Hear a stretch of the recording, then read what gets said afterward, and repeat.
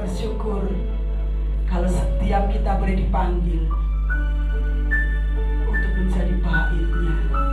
Biarlah setiap kita boleh memberikan hidup kita, memberikan hidup yang kudus di hadapan kita, sehingga setiap kita boleh layak disebut bait Allah. Kita akan menyambut firman Tuhan. Kita mau katakan, Kau telah memilihku.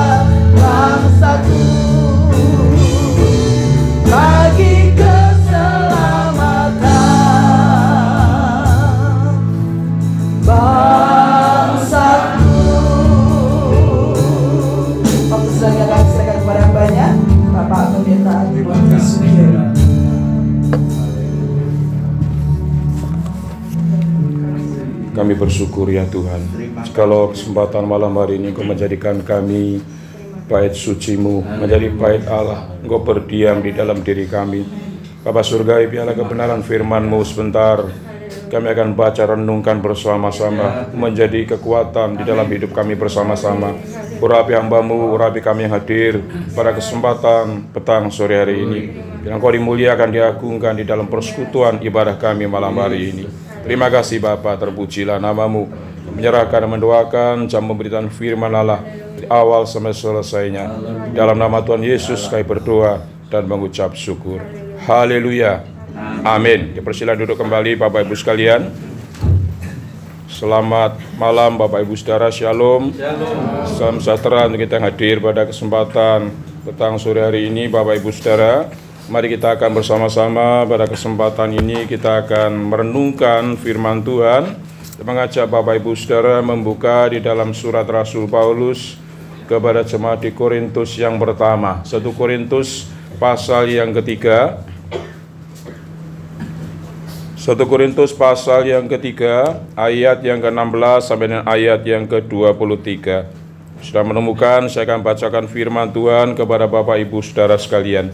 1 Korintus pasal yang ketiga, ayat 16 sampai dengan ayat yang ke-23, firman Tuhan berkata demikian. 1 Korintus pasal 3 ayat 16 sampai dengan ayat 23, Alkitab kita mengatakan demikian. Tidak tahukah kamu bahwa kamu adalah bait Allah dan bahwa roh Allah diam di dalam kamu? Jika ada orang yang membinasakan bait Allah, maka Allah akan membinasakan dia. Sebab bait Allah adalah kudus dan bait Allah itu ialah kamu. Janganlah ada orang yang menipu dirinya sendiri. Jika ada di antara kamu yang menyangka dirinya berhikmat menurut dunia ini, biarlah ia menjadi bodoh supaya ia berhikmat. Karena hikmat dunia ini adalah kebodohan bagi Allah. Sebab ada tertulis, ia yang menangkap orang berhikmat dalam kecerdikannya, dan di tempat lain Tuhan mengetahui rancangan-rancangan orang berhikmat. Sesungguhnya semuanya sia-sia belaka.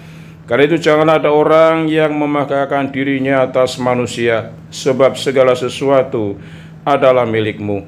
Ayat 22, baik Paulus, Apolos maupun Kefas, baik dunia hidup maupun mati, baik waktu sekarang maupun waktu yang akan datang, semuanya kamu punya. Ayat 23 yang terakhir, tetapi kamu adalah milik Kristus dan Kristus adalah milik Allah.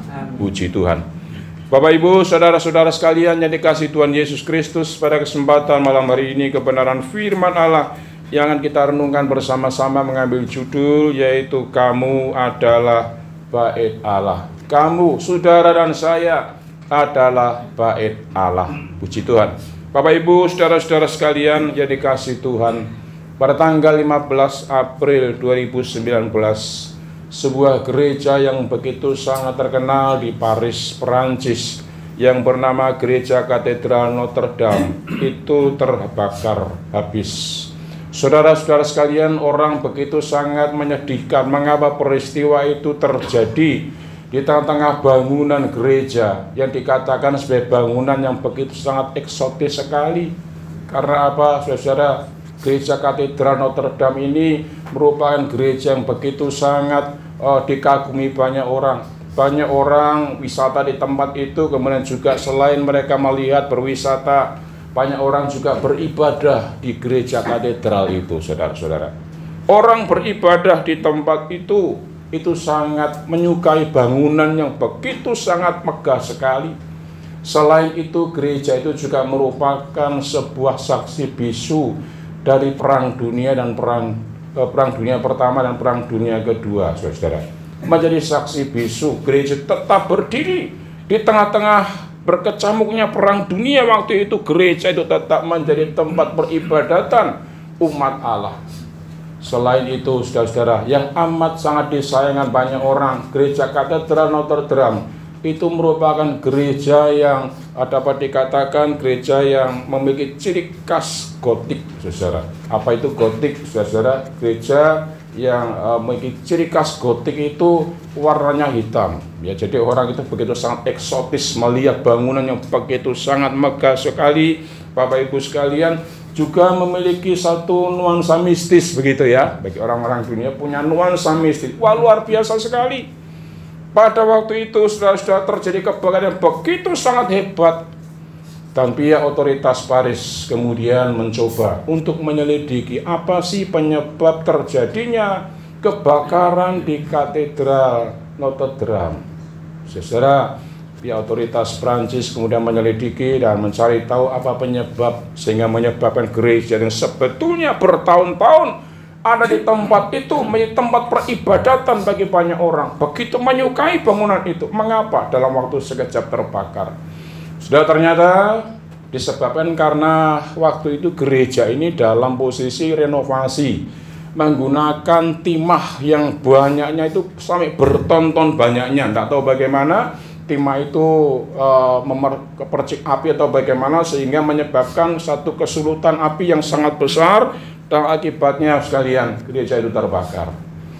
Bapak Ibu sekalian, itulah keadaan gereja, bangunan fisik gereja di tengah-tengah dunia yang orang begitu sangat kagum, tapi dalam waktu sekejap itu luluh lantak.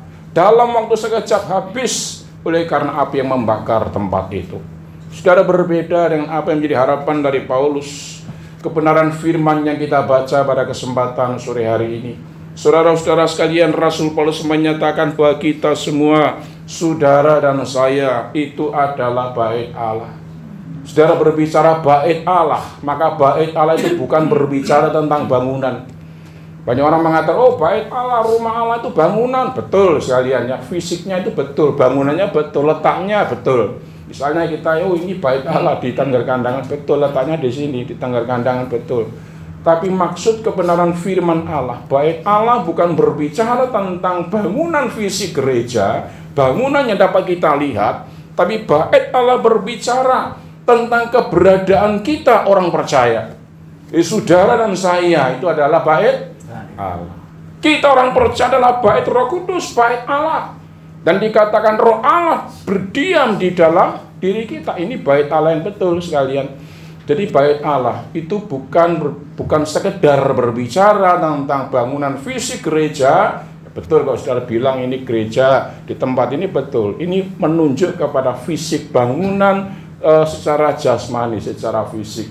Tapi maksud Allah adalah berbicara tentang bagaimana kita semua ini adalah bait Allah, bait Roh Kudus. Tuhan berdiam di dalam diri kita. Tuhan ada dalam diri saudara dan saya. Untuk apa? Tuhan ingin menyatakan maksudnya dalam kehidupan kita bersama-sama. Tuhan punya maksud saudara dan saya untuk menyatakan rencana Allah di dalam kehidupan kita. Karena apa? Karena kita adalah milik Allah. Saudara dan saya adalah bangunan Allah yang menjadi milik Allah sepenuhnya. Dan kita harus menjadi kesaksian bagi banyak orang. Karena kita bait Allah. Bapak Ibu, saudara-saudara sekalian yang dikasihi Tuhan, berkenaan dengan tema kita pada sore hari ini, kita adalah bait Allah. Maka apa yang dapat kita renungkan di dalam tema kita pada sore hari ini? Saudara, paling tidak ada 3 poin yang bisa kita renungkan pada sore hari ini.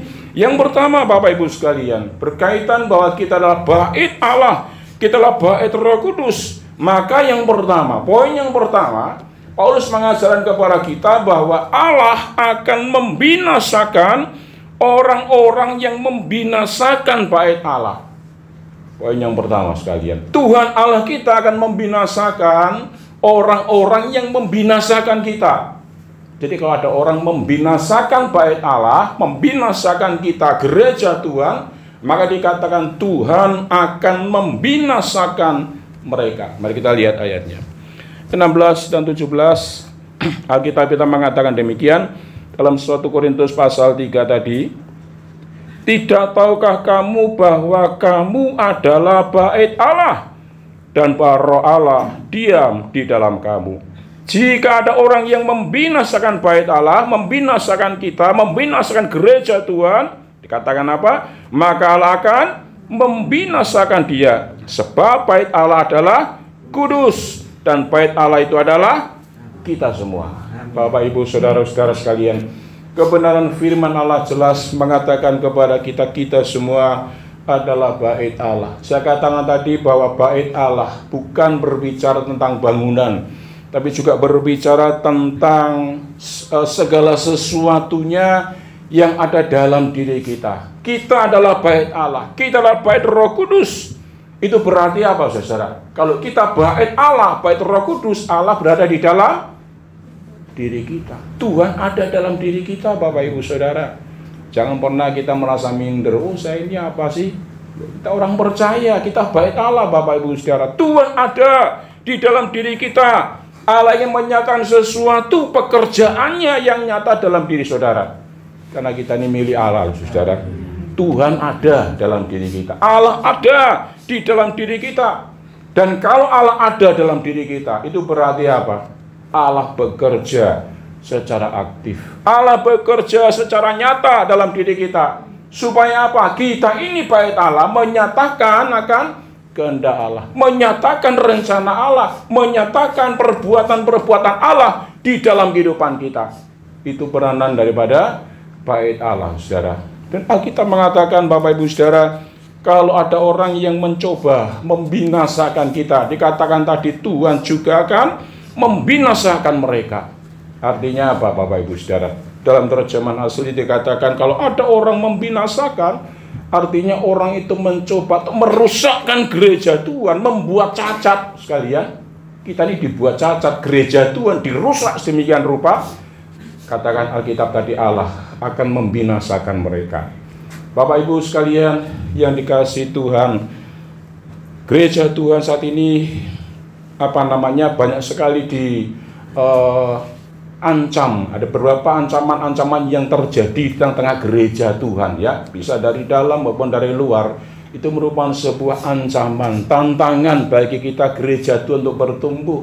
Karena apa, Bapak Ibu sekalian? Hal yang bisa merusak gereja Tuhan, merusak bait Allah, itu adalah pengajaran-pengajaran sesat. Saudara-saudara, kita ingat ya, kehidupan kita sehari-hari. Kalau saudara mungkin di rumah beraktivitas setiap hari di rumah, kita mungkin pernah mengenal ada ajaran namanya Saksi Yehova. Saksi Yehova ini berusaha untuk merusakkan iman kita orang percaya. Kalau kita tidak berhati-hati dalam ajaran ini, seringkali orang itu berkata, Pak, boleh enggak saya masuk ke rumah, ayo kita belajar bersama-sama firman Tuhan. Loh, saudara, kalau kita tidak berhati-hati terhadap kebenaran firman Allah, saudara, kita ini bisa terjebak dengan ajaran mereka. Ya, seringkali dulu pernah tinggal di daerah Arjuna, Gedung Doro itu, siang-siang ada wanita dua, ibu-ibu itu datang ke rumah. Pak, Bu, ada kesempatan enggak? Ayo kita belajar firman Tuhan, ya. Kita persekutuan sama-sama, kita belajar firman. Loh, saudara. Nah, kalau kita membuka tempat tinggal kita, kemudian kita berargumentasi dengan mereka, seringkali kita bisa terjebak dengan ajaran mereka. Loh, Pak, itu loh, pakai Alkitab kok. Dasarnya firman Tuhan sama-sama, ya toh? Pakai Alkitab. Mereka dengan begitu sangat sopannya, mereka menawarkan untuk mempelajari firman Allah, belajar firman Allah, membuka firman Allah. Mereka orang sabar, saudara, ya. Kalau hari ini diusir begitu, ya, besok datang lagi. Wah, begitu setianya. Mereka mengajarkan ajaran-ajaran palsu yang berusaha untuk menyelewengkan iman orang percaya. Nah, apa ajarannya, saudara? Salah satunya adalah mereka tidak percaya kepada Allah Tritunggal. Nah, ini kan menyelewengkan iman orang percaya, saudara, ya. Kita punya dasar, punya konsep, kita percaya kepada Allah Tritunggal. Betul, ya? Allah Bapa, Putra, dan Roh Kudus. Mereka tidak percaya. Mereka tidak percaya kepada adanya kebangkitan orang mati. Tidak percaya, saudara. Mereka tidak percaya Yesus Kristus sebagai juru selamat. Mereka tidak percaya Yesus bisa menebus dosa kita. Itu kepercayaan mereka. Nah, kalau itu diajarkan kepada kita, saudara-saudara, kemudian kita tidak paham firman Allah. Loh, betul ya, Yesus bukan juru selamat. Wah, kita yang tersesat, saudara. Kita yang percaya Yesus adalah juru selamat satu-satunya. Mereka mengajarkan tidak ada keselamatan di luar di luar Kristus. Wah, saudara, kita bisa terkena jebakan-jebakan pengajaran demikian. Saudara-saudara sekalian, di dalam kebenaran firman Allah kita diberikan satu pengertian supaya kita berhati-hati terhadap berbagai macam ajaran sesat. Belum lagi ada Saksi Yehova, ada lagi Mormon, saudara. Dari jalan lihat orang bersepeda dua, satu bule, satu orang Indonesia, ya. Mormon, gereja orang-orang suci akhir zaman, ya. OSA, gereja orang-orang suci akhir zaman. Dulu saya berpikir, Bapak Ibu sekalian, gereja orang-orang suci akhir zaman. Wah, orang ini suci betul. Ternyata ajarannya menyeleweng, ajarannya keliru, saudara, ya. Mereka percaya bahwa Allah itu seperti Superman. Wah, Allah itu dapat diraba, Allah dapat dilihat. Kepercayaan Mormon sekalian, mereka percaya kepada hal semacam itu. Kemudian mereka tidak percaya adanya kebangkitan, tidak percaya Yesus bisa menyelamatkan. Nah, ini kan ajaran palsu, saudara. Bisa menyesatkan kita orang percaya. Nah, bagaimana kita bisa menyikapi hal itu, Bapak Ibu Saudara? Saudara, kebenaran firman Allah pada tahun ini gereja kita memberikan satu kebenaran firman Allah supaya kita berdasar kepada fondasi yang betul. Fondasi kita adalah Yesus Kristus. Alkitab firman Allah harus menjadi dasar hidup kita, bukan kepercayaan-kepercayaan yang lain, Bapak Ibu Saudara. Itu terjadi adanya penyesatan-penyesatan dari luar. Dari dalam gereja juga ada, Bapak Ibu Saudara-saudara. Dari gereja-gereja tertentu mengajarkan namanya ajaran hipergrace. Sudah pernah dengar ajaran hipergrace? Pernah dengar enggak, saudara? Ini diajarkan di mimbar-mimbar gereja, Bapak Ibu Saudara. Diajarkan oleh pendeta-pendeta. Ajaran hipergrace itu mengajarkan kepada jemaat Tuhan bahwa hipergrace itu berbicara tentang anugerah yang berlebih-lebihan. Ajarannya apa? Ajarannya adalah dari dulu, sekarang, sampai selama-lamanya dosa kita ini sudah dihapuskan oleh Tuhan. Ya, betul, betul. Tetapi Bapak Ibu sekalian, dia mengatakan lagi, ada tetapinya, tidak berhenti ya, ada tetapinya. Tetapi bagi pengajaran hipergrace, Bapak Ibu sekalian, mereka tidak boleh kita ini mengaku dosa. Tidak perlu ngaku dosa, wong sudah dibebaskan dosanya kok ngaku dosa. Nah, ini ajaran yang keliru, Bapak Ibu saudara-saudara. Ajaran yang mengatakan kita tidak perlu mengaku dosa, tidak perlu bertobat. Loh, saya tidak perlu bertobat, Bapak Ibu saudara. Pada tiap hari kita perlu bertobat, betul ya? Pertobatan itu setiap hari, Bapak Ibu saudara. Tapi kelahiran baru dalam Kristus sekali dalam hidup kita. Tapi setiap hari perlu kita bertobat. Setiap hari perlu bersyukur, tersungkur di bawah kaki Tuhan. Kita menangis, kita orang berdosa. Itu yang dibutuhkan, Bapak Ibu saudara. Bukan terus, wah sudah percaya kepada Yesus Kristus, diselamatkan, kemudian bebas ya. Hipergrace berkata begitu, oh, udah bebas, kamu tidak perlu ngaku dosa, tidak perlu, sudah. Tidak perlu bertobat, tidak usah. Bebas hidupnya kok, nanti diselamatkan. Nah, ini ajaran keliru loh, Bapak Ibu saudara. Nah, kalau kita tidak berhati-hati terhadap ajaran itu, maka kita ini gampang menyelewengkan hidup kita. Mudah sekali, Bapak Ibu sekalian. Wes dosa ditebus Tuhan kok. Ya wes sekarang ini tidak apa-apa hidup dalam dosa, berbuat dosa tidak apa-apa, nanti ditebus Tuhan kok. Ini kan keliru. Ini salah, Bapak Ibu saudara. Hidup kita harus bertanggung jawab di hadapan Tuhan. Tatkala Tuhan mengampuni kita, mengampuni segala dosa kita, memberikan pengampunan kepada kita, harusnya hidup kita bagaimana? Dijaga toh, ya toh. Hidup menjauhi kejahatan, menjauhi dosa-dosa, tiap hari bertobat, tiap hari datang kepada Allah, tersungkur di bawah kaki Tuhan. Itu ajarannya betul begitu, Bapak Ibu saudara. Menyadari kita ini orang berdosa loh, Bapak Ibu saudara, ya toh. Kita orang bersalah, orang berdosa, membutuhkan Tuhan dalam hidup kita. Setiap hari butuh Allah. Amin. Jangan bicara wis aku bebas merdeka, wis tidak perlu ngaku dosa, tidak perlu datang pada Tuhan, nanti mati masuk surga. Salah, Bapak Ibu saudara. Perlu pertobatan setiap hari. Datang kepada Allah, bertobat, minta ampun kepada Allah, dipulihkan kembali. Terus berdoa mohon kekuatan Tuhan. Kan begitu ajarannya, Bapak Ibu saudara. Hati-hati. Hipergrace sudah masuk di tengah-tengah gereja Tuhan, mengajarkan hal-hal yang keliru semacam itu. Kita perlu berhati-hati. Nah, Bapak Ibu sekalian, Alkitab mengatakan kembali, barang siapa yang berusaha untuk menghancurkan gereja Tuhan, bait Allah, mereka akan dihancurkan oleh Tuhan. Sudah itu poin yang pertama. Yang kedua, Bapak Ibu sekalian, apa yang diajarkan Paulus yang berbicara kepada kita semua, bagaimana kita sebagai umat Allah harus hidup di dalam kebenaran firman Tuhan. Yang kedua, Bapak Ibu sekalian, mereka yang menganggap dirinya berhikmat sesungguhnya tidak mengetahui hikmat yang benar. Saudara, poin yang kedua, bagaimana kita sebagai bait Allah, kita bisa memahami diri kita sebagai rumah Allah, bait Allah yang kudus. Mereka menganggap dirinya berhikmat, sesungguhnya mereka tidak mengetahui hikmat yang benar. Mari kita lihat ayat 18 sampai 21. Alkitab kita mengatakan demikian. Ayat 18:21, janganlah ada orang yang menipu dirinya sendiri. Jika ada di antara kamu yang menyangka dirinya berhikmat menurut dunia ini, biarlah ia menjadi bodoh supaya ia berhikmat.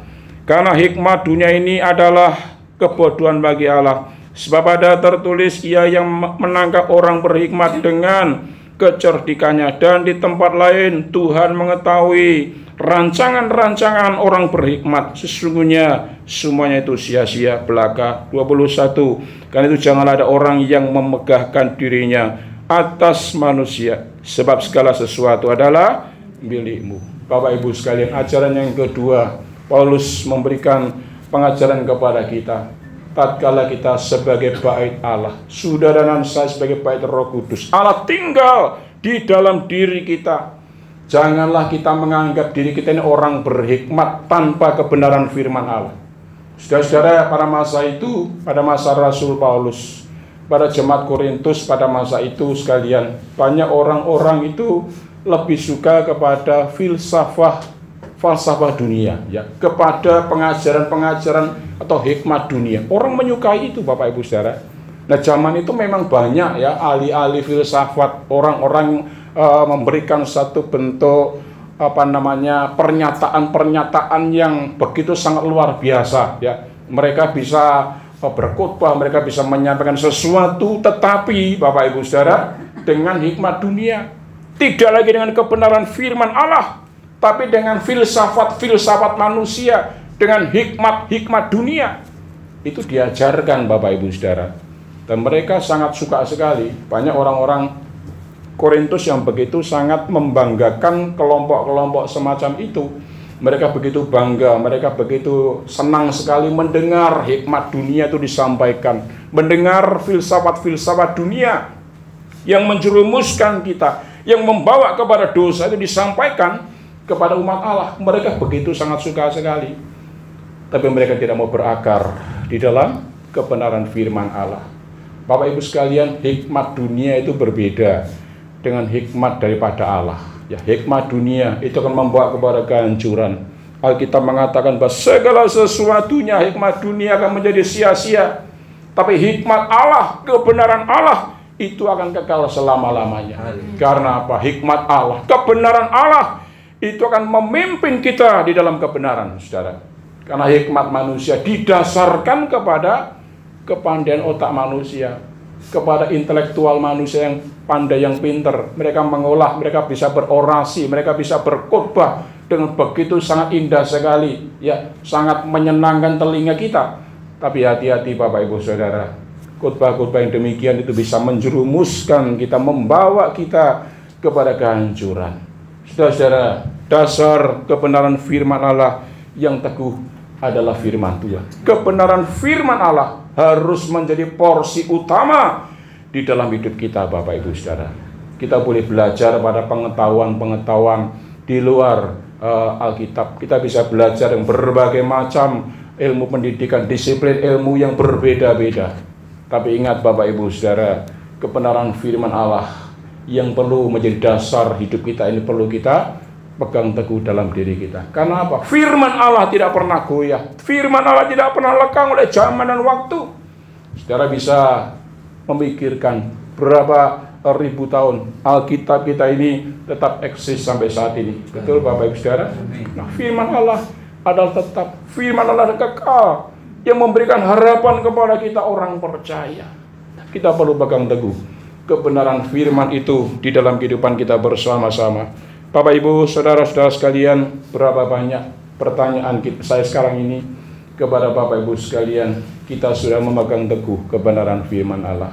Kita bersyukur kalau tema gereja kita tahun ini bahwa basic fondasi yang betul adalah Yesus Kristus. Dia adalah fondasi yang benar.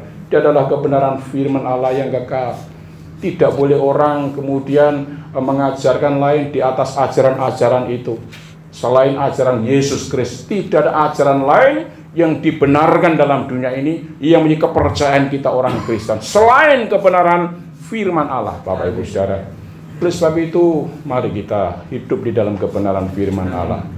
Kalau saudara hidup dalam kebenaran firman, saudara akan bertumbuh menjadi jemaat yang dewasa, bertumbuh menjadi jemaat yang semakin mengerti firman. Bagaimana Bapak Ibu Saudara kita bisa bertumbuh dewasa di dalam Tuhan? Basicnya sudah Yesus Kristus. Bagaimana kita bisa bertumbuh? Caranya Bapak Ibu Saudara kita membaca, merenungkan kebenaran firman Allah. Tidak ada cara lain Bapak Ibu Saudara dalam kehidupan kita agar kita bisa bertumbuh iman kita dewasa di dalam pengenalan kepada Allah, selain kita membaca, merenungkan kebenaran firman Allah setiap hari Bapak Ibu Saudara. Saudara, bagaimanakah dalam kehidupan kita? Atau mungkin nanti Pak baca Alkitab kalau di gereja saja, ya banyak orang mengatakan begitu, nanti aja Pak di gereja bahkan baca Alkitab. Nah, hari Senin sampai hari Sabtu bagaimana Bapak Ibu Saudara? Hari Senin sampai Sabtu tidak pernah baca Alkitab, rohani kita keropos. Kita tidak bisa bangun hidup kita menjadi fondasi yang kuat dalam Kristus. Kebenaran firman Allah mengatakan bahwa ada dua orang membangun rumah, ya. Sudah baca dalam Matius, sudah perumpamaan demikian. Yang pertama, orang membangun sebuah rumah di atas pasir. Yang kedua, orang membangun rumah di atas batu. Nah, kira-kira yang kuat mana? Ketika ada angin ribut, ada banjir besar terjadi di tempat itu, yang kuat mana Bapak Ibu Saudara? Orang membangun rumah di atas batu, pondasinya kuat, pondasinya Yesus Kristus. Tapi kalau orang membangun rumah, pondasinya adalah pasir, ya. Alkitab tadi mengatakan pondasinya rumput kering Bapak Ibu Saudara, ya. Pondasinya hal-hal yang mudah larut, kita akan goyah, kita akan goncang menghadapi berbagai macam kesulitan, tantangan dalam hidup kita. Bapak Ibu Saudara, perteguh iman kita di dalam membangun diri kita, dalam mendewasakan iman kita melalui dasar kebenaran firman Allah. Itu yang kedua. Yang ketiga, yang terakhir, Bapak Ibu Saudara-saudara sekalian, apa yang perlu kita pahami bersama-sama berkaitan kita adalah bait Roh Kudus, bait Allah di dalam kehidupan kita. Yang ketiga, kita berhak menikmati segala sesuatunya, karena itu merupakan anugerah daripada Allah. Mari kita lihat ayat 22 dan 23 yang terakhir. Alkitab kita mengatakan demikian. Ayat 22 dan 23. Baik Paulus, Apolos maupun Kefas, baik dunia hidup maupun mati, baik waktu sekarang maupun waktu yang akan datang, semuanya kamu punya. Tetapi kamu adalah milik Kristus dan Kristus adalah milik Allah. Saudara, poin ketiga yang terakhir, kita adalah bait Allah, bait Roh Kudus. Allah diam tinggal dalam diri kita. Itu berarti Bapak Ibu Saudara-saudara sekalian, segala sesuatu yang Allah anugerahkan, karuniakan kepada kita, itu adalah anugerah Allah. Kita layak untuk menikmati kemurahan Allah itu. Mengapa saya katakan demikian? Di dalam kebenaran firman Allah diingatkan Bapak Ibu Saudara, kalau kita lihat di dalam pasal yang pertama, jemaat di Korintus itu suka kepada pemimpin-pemimpin gereja tertentu. Ada yang suka kepada kelompok Paulus, ada yang suka kepada kelompok Apolos, ada yang suka kepada kelompok Kefas atau Petrus, dan ada kelompok lain, kelompok Yesus. Ada 4 golongan, saudara. Mereka begitu sangat meninggikan, mereka begitu sangat mengkultuskan pemimpin-pemimpin mereka. Dan mereka tidak sadar, Bapak Ibu Saudara, kalau mereka mengkultuskan pemimpin-pemimpin rohani mereka, gereja itu bisa menjadi hancur, saudara. Berapa banyak kita bisa melihat gereja Tuhan di kota kita, orang mengkultuskan pemimpin agamanya, si A, si B, wah luar biasa, gereja menjadi hancur. Bapak Ibu Saudara-saudara, siapa yang kita muliakan? Gereja Tuhan harus memuliakan Tuhan Yesus Kristus. Bapak Ibu Saudara sekalian, di Korintus orang mulai memihak pada pemimpin mereka masing-masing. Ada 4 golongan tadi, ya. Ada pemimpin A, B, C, dan D. Mereka begitu sangat mengagumi kelompoknya masing-masing. Mereka merasa hebat kalau mereka dipimpin oleh pendeta ini, hamba Tuhan ini. Mereka lupa bahwa segala sesuatunya adalah anugerah Tuhan. Demikian juga Allah mengatakan bahwa hidup mati, waktu sekarang, waktu yang akan datang itu semuanya kamu punya. Artinya apa? Segala sesuatu dalam kehidupan kita ini adalah bentuk kekayaan rohani, saudara. Pemimpin-pemimpin gereja, kemudian juga ada jemaat-jemaat Tuhan yang punya karunia, kemudian juga hidup mati, kemudian juga masa sekarang ini maupun yang akan datang, itu adalah kemurahan Allah, berkat Allah. yang perlu kita nikmati, Bapak Ibu Saudara. Semuanya itu adalah anugerah Tuhan, dinikmati dengan syukur. Jangan kita membeda-bedakan pemimpin-pemimpin gereja. Oh, saya suka kepada pemimpin ini, dia orangnya begini, orangnya baik. Oh, saya suka kepada pemimpin B, C, dan D, dan seterusnya. Tidak perlu kita berbuat demikian. Karena apa? Karena semuanya Tuhan anugerahkan kepada kita. Kita bait Allah, bait Roh Kudus, tinggal menikmati kemurahan daripada Allah, berkat yang Tuhan berikan kepada kita semua orang percaya. Bapak Ibu, saudara-saudara sekalian, dikatakan semuanya kamu punya. Jadi merupakan satu berkat anugerah yang Tuhan berikan kepada kita semua, supaya kita menikmati berkat itu. Karena kita adalah bait Allah, bait Roh Kudus. Tapi kita ingat Bapak Ibu Saudara, dalam poin terakhir di dalam ayat 23, tetapi kamu adalah milik Kristus. Kristus adalah milik Allah. Kalimat terakhir dikatakan kamu adalah milik Kristus. Nah, kalau kita milik Kristus, Bapak Ibu Saudara-saudara, itu berarti apa, Saudara? Kita ini miliknya Kristus, Bapak Ibu Saudara, ya, bukan milik yang lain. Artinya apa? Kalau saudara merasa aku ini milik Kristus, aku ini milik Tuhan, aku ini anak Tuhan, aku ini anak Allah, berarti apa? Hidup saudara harus tanggung jawab, saudara. Tidak boleh asal-asalan, tidak boleh sembarangan, tidak boleh. Mungkin anak Allah loh, saudara. Ya toh? Kamu siapa? Saya anak Allah. Orang beriman, saya adalah anak Tuhan. Itu keyakinan kita, itu berarti apa? Ada tanggung jawab. Hidup kita dipertanggungjawabkan di hadapan Allah. Kita ini bait Allah, bait Roh Kudus, sudah dimurnikan, dibebaskan, dipilih Allah sedemikian rupa. Mari hidup kita ini bertanggung jawab di hadapan Tuhan. Sehingga apa, Bapak Ibu sekalian, dalam kehidupan kita bersama-sama, Allah akan terus memakai kita untuk kita bisa menyatakan kuasa Allah, kedaulatan Allah dalam kehidupan kita. Kita bait Allah supaya kita menjadi pribadi-pribadi yang berhikmat, yang punya akal budi, yang mendasarkan diri kepada firman Allah. Dan yang ketiga, Bapak Ibu Saudara, semua ini dapat kita nikmati dalam kehidupan kita. Itu bentuk kekayaan rohani yang Allah limpahkan kepada kita sebagai bagian dari bait Roh Kudus, bait Allah, untuk kita bisa nikmati, kita syukuri, dan hidup kita boleh bertanggung jawab memuliakan nama Tuhan. Amin. Kiranya kebenaran firman Tuhan sore ini meneguhkan kita semua, menjadikan kita pribadi-pribadi jemaat Tuhan, bait Allah, bait Roh Kudus yang disucikan, dikuduskan Allah untuk kemuliaan bagi nama Tuhan saja. Tuhan memberkati kita dengan kebenaran firman-Nya. Amin. Mari kita teduhkan hati kita di hadapan Tuhan. Kita teduhkan diri kita di hadapan Allah malam hari ini. Biar Roh Kudus yang akan berkarya, bekerja nyata dalam diri kita bersama-sama. Haleluya. Kau telah memilihku sebelum dunia dibentuk.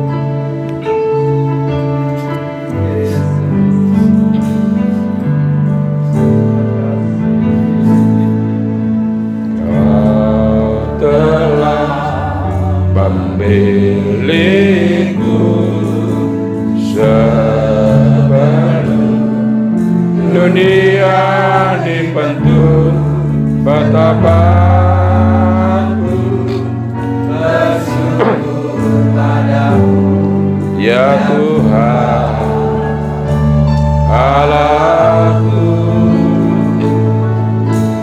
Kau telah memanggilku sebagai alat kerajaanmu, betapa aku bersyukur padamu, perbuatanmu. Jadikan aku ya Tuhan, jadikan aku bait suci-Mu yang kudus dan yang tiada bercacat. Jadikan aku mezbah doamu bagi keselamatan bangsaku. Jadikan aku ya Tuhan, jadikan aku bait suci-Mu yang kudus dan yang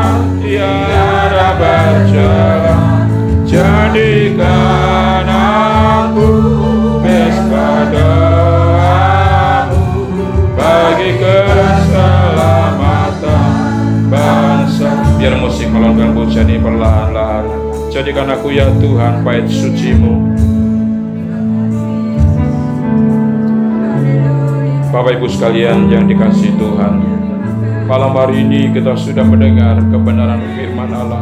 Sebelum kita lahir, Allah sudah memilih kita. Allah membentuk kita menjadi bait Allah, menjadi bait sucinya Allah, di bait Allah yang kudus dalam hidup kita, untuk kita boleh menyatakan maksud Allah, rencana Allah dalam kehidupan kita, menyatakan kekudusan Allah, kesucian Allah dinampakkan dalam hidup kita. Bapak Ibu Saudara, malam hari ini perenungan kita bersama-sama, ketika Tuhan sudah menganugerahkan kehidupan, keselamatan yang kekal kepada kita, anugerah kehidupan yang kita nikmati sampai saat ini. Bapak Ibu Saudara-saudara, mari kita berjalan di dalam kebenaran firman Allah. Tidak mudah digoyangkan, digoncangkan iman kita oleh pengajaran-pengajaran palsu manusia, oleh hikmat-hikmat dunia yang menghancurkan kita. Tapi mari kita berjalan, berdiri teguh dalam kebenaran firman Allah yang memberikan pengharapan sejati dalam hidup kita bersama-sama. Bapak Ibu Saudara, malam hari ini mari kita merenungkan kembali kebenaran firman Allah. Kita berdoa pribadi lepas pribadi, mohon supaya Tuhan meneguhkan kita, mohon supaya Allah memberikan kekuatan kepada kita untuk kita berdiri dan berjalan dalam kebenaran firman Allah, bukan berjalan di dalam jalan yang lain yang Tuhan kehendaki. Malam hari ini Bapak Ibu Saudara-saudara, pegang teguh kebenaran firman Allah, pegang teguh firman Allah yang memberi kemenangan kepada kita, yang memberi pengharapan kepada kita orang percaya. Haleluya, haleluya. Jadikan, mari kita berdiri bersama-sama, yang kudus dan yang tiada bercela. Jadikan aku mesbah doamu, jadikan keselamatan bangsaku, jadikan kami, aku bait suci-Mu yang kudus dan yang tiada bercela. Jadikan aku mesbah doamu bagi keselamatan bangsaku. Sekali lagi, jadikan aku ya Tuhan. Kita angkat tangan di hadapan Allah. Mari malam hari ini kita angkat tangan di hadapan Tuhan. Doa kita bersama-sama. Tuhan, jadikan aku Allahmu ya Allah. Jadikan aku bait suci-Mu, memuliakan nama-Mu ya Tuhan. Aku mesbah doamu bagi keselamatan bangsaku, bagi keselamatan bangsaku, bagi keselamatan, bagi keselamatan bangsaku.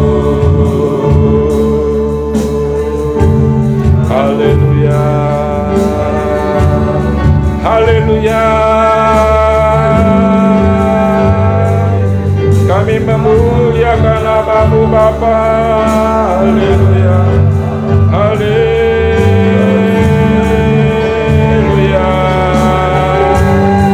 haleluya. Kami menyembah nama-Mu Tuhan. Haleluya, haleluya, haleluya. Kami bersyukur kepada-Mu ya Tuhan. Kami agungkan nama-Mu. Haleluya. Terima kasih Tuhan, terpujilah nama-Mu. Haleluya, haleluya.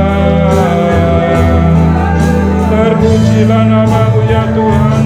Kami agungkan nama-Mu Bapa.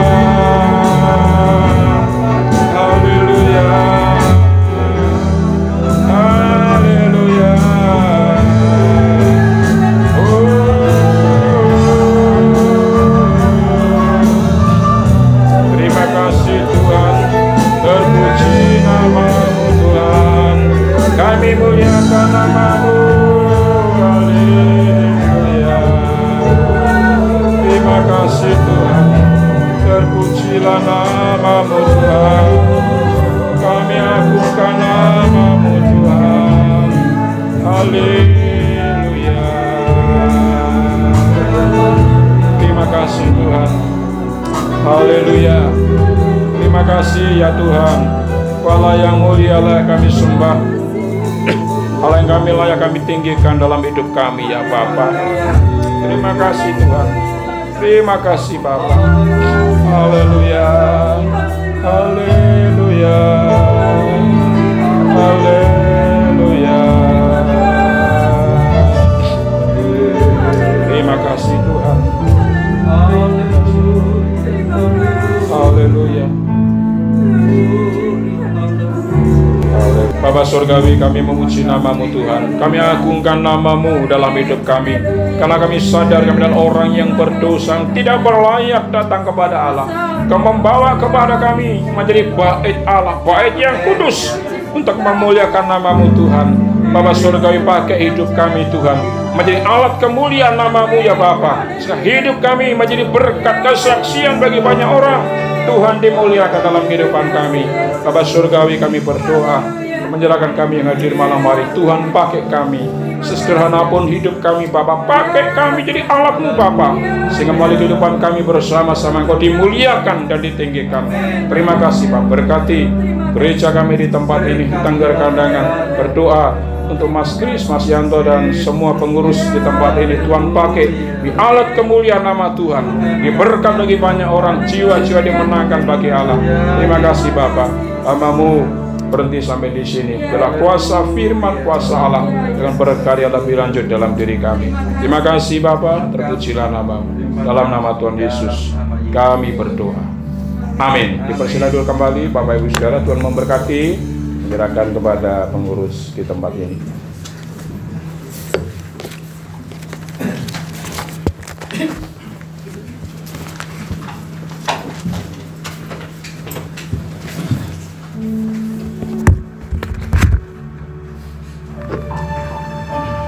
Puji Tuhan, kita sudah mendengarkan suara Tuhan melalui hamba-Nya. Atas nama majelis dan jemaat, kami mengucapkan terima kasih atas pelayanan Pendeta Timotius Sugiono yang sudah menyampaikan kebenaran firman Tuhan bagi kita malam hari ini. Tuhan Yesus yang memberkati.